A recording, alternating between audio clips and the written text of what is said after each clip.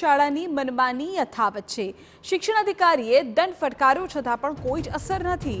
શાળા એફઆરસીના નિયમથી વધુ ફી વસૂલતી હોવાની રાવ છે। વિદ્યાર્થીઓના વાલીઓ ફરી હવે વિરોધ પર ઉતર્યા છે। ફરીથી વાલીઓએ શિક્ષણ અધિકારીને રજૂઆત કરી છે। શાળા એફઆરસી મુજબ જ ફી વસૂલે તેવી વાલીઓની માંગ છે।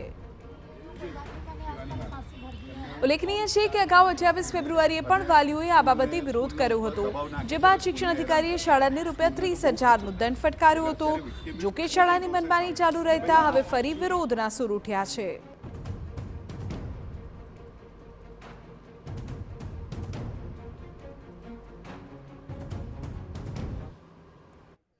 શાળાઓના નવા સત્ર માટે એડમિશનની પ્રક્રિયાઓ શરૂ થઈ ગઈ છે। ફરી એક વખત વાલીઓ માટે માથાના દુખાવો એટલે ફી નિયંત્રણની વાતો।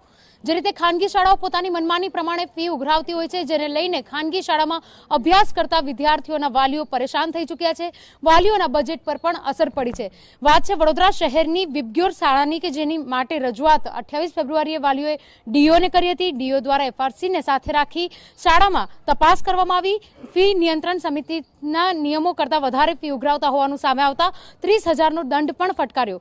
ત્યારબાદ પણ કોઈપણ પ્રકારની ફી માટે રાહત નહીં અપાતા વાલીઓ ફરી એક વખત ડીઓના સહારે આવ્યા છે। વાલીઓ હાજર છે, તેમની સાથે વાત કરીશું।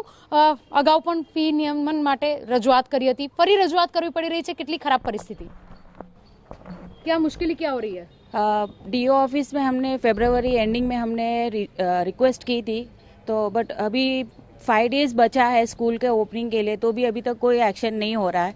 स्कूल में जाके एफआरसी की फीस अगर अप्लाई कर रहे हैं तो वो स्कूल ना बोल रही है कि हम एफआरसी से नहीं लेंगे। अभी मुझे समझ नहीं आ रहा कि 1 तारीख से स्कूल ओपन हो रहा है, बच्चों के हाथ में किट नहीं है, तो फ्यूचर क्या होगा मेरे बच्चों का? बच्चों का फ्यूचर क्या होगा, इस तरह की बात कर रहे हैं। कितना मुश्किल हो रहा है एज अ पेरेंट बच्चों को पढ़ाना भी है, और ये जो फीस की रिलेटेड जो क्वेश्चन है उसको लेके क्या सॉल्यूशन चाहिए?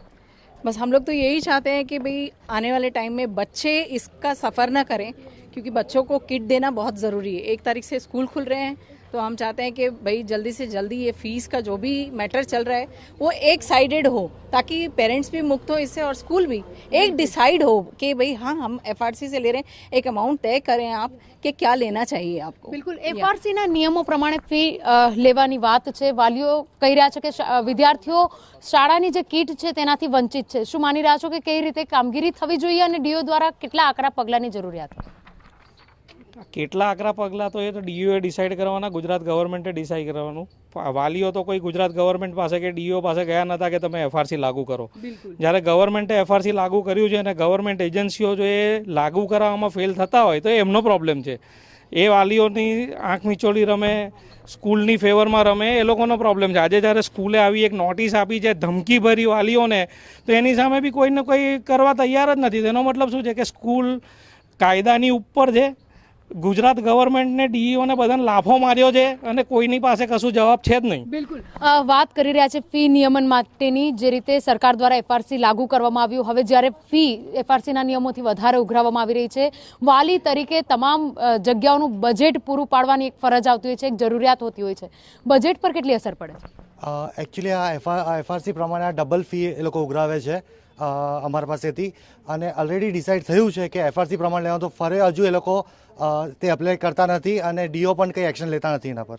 બિલકુલ, ડીઓને અનેક વખત રજૂઆત કરી હોવા છતાં ગત 28 ફેબ્રુઆરીએ રજૂઆત કરી હતી। ડીઓ દ્વારા દંડ પણ ફટકારવામાં આવ્યો। હવે જ્યારે ફરી એક વખત વાલીઓ રજૂઆત માટે આવ્યા છે, ડીઓ પણ હાજર છે, તેમની સાથે વાત કરીશું। સર, વાલીઓનો જે પ્રકારનો આક્રોશ, જે રીતની વાત છે, જે રીતની એ લોકોને નોટિસ પણ આપવામાં આવી છે, હવે કયા પ્રકારના એક્શન શાળા તરફ લેવામાં આવશે? વિબ્ગ્યોર સ્કૂલ દ્વારા આપ લોકોને ખ્યાલ છે કે વડોદરાના ઇતિહાસમાં પહેલી જ વાર 30,000 જેટલો દંડ થયો છે। આવું પગલું કોઈએ લીધું નથી।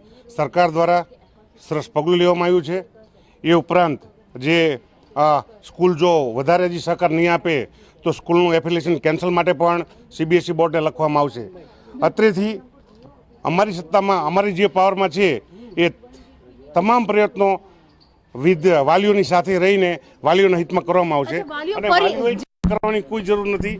સરકાર અને શિક્ષણ વિભાગ વાલીઓની સાથે। બિલકુલ, વાલીઓ ફરી આક્રોશ ઠાલવી રહ્યા છે કે બજેટ પર પણ અસર થઈ રહી છે। આપ પણ માની શકો છો કે જે એફઆરસીનો નિયમ છે, ડબલ ફીસ ઉઘરાવતા હોય ત્યારે ક્યાંક ને ક્યાંક વાલીઓના બજેટ પર પણ અસર થતી હોય છે।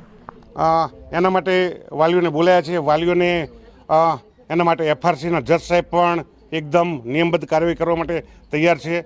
થોડા વાલીઓની સહકારની જરૂર છે.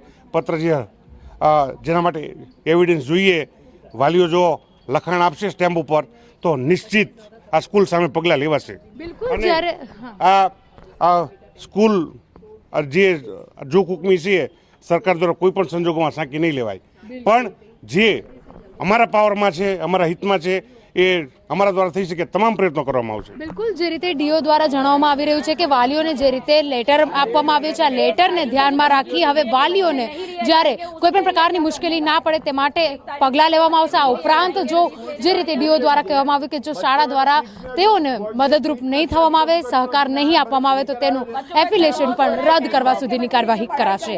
કેમેરા પર્સન રોહિત ગોયલ સાથે અંજલિ ઓઝા, TV9 વડોદરા.